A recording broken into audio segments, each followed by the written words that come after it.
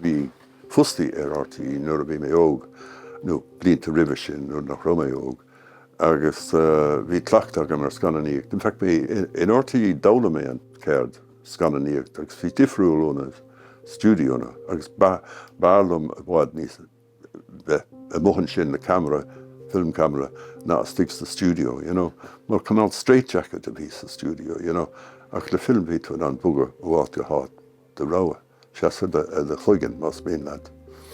So bhí sin is éasca cumsa scannánaíocht.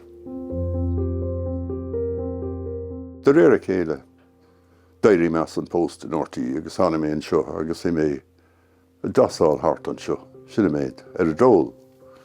Agus han sé lom, agus sinna nát dóla mé céilge. Han an nát lom, you know, agus bhí rud a cid fian hí an áit sin, ach an uair sin bhí bleagard san agus chaitheann siad lom.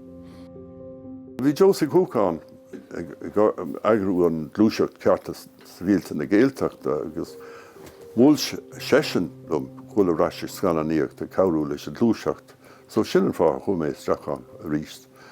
And you gur fóil leis an scannánaíocht by this. Bhí mé tírdhreacha a scannánaíocht a chu mé a raise ag scannánaíocht ar son glúiseacht ceartas savíalta na Gaeltachta. Ní rimise ach an taon scannánóir gunamara, agus bhí ceap an taon scannánóir a bhí sásta scannán na dhéanamh in Gaeilge, so bhí sé éascan airgid á.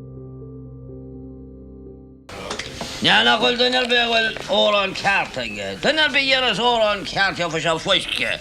Cámid an fearsa chuineáil an grócha. Neanna, éireachta chuil magan is, dúgó tí mo gundar agus einteach tís go fanta.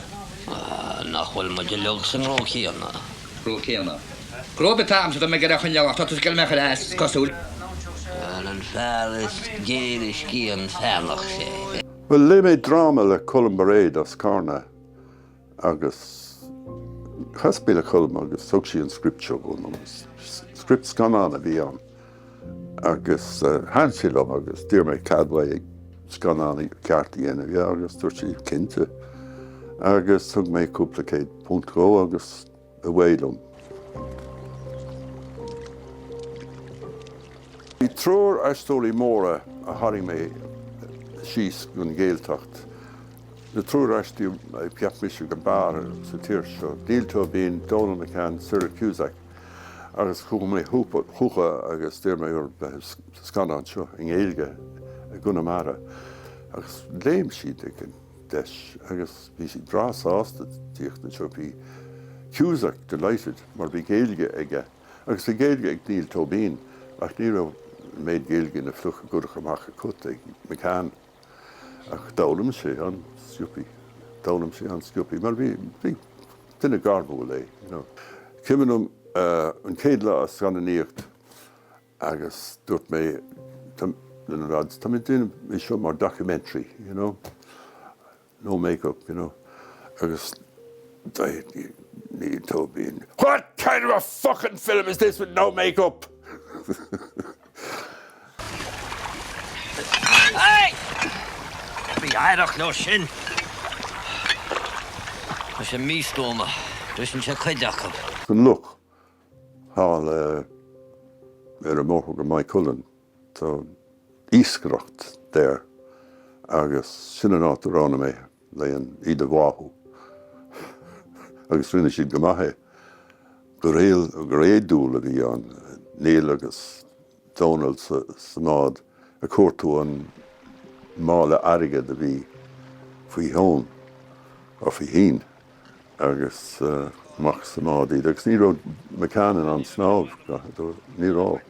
So bhí si bhí an cuaramach, you know. Agus déireach Neil, tá mission an snáb, bhí tú ceart go leor, so chuair siad amach sa mád. Ní raibh muid na roiád amhaith ach an cuma go bhfuil siad na éonar a look. Agus a titim san isce, agus bubbles, agus tá siad báte, agus tá Syracuse ag fear a Poitín ansásta. Tá mé súla gcónaí leis an túcaí, agus higher and higher. Sitius altius 40 horas.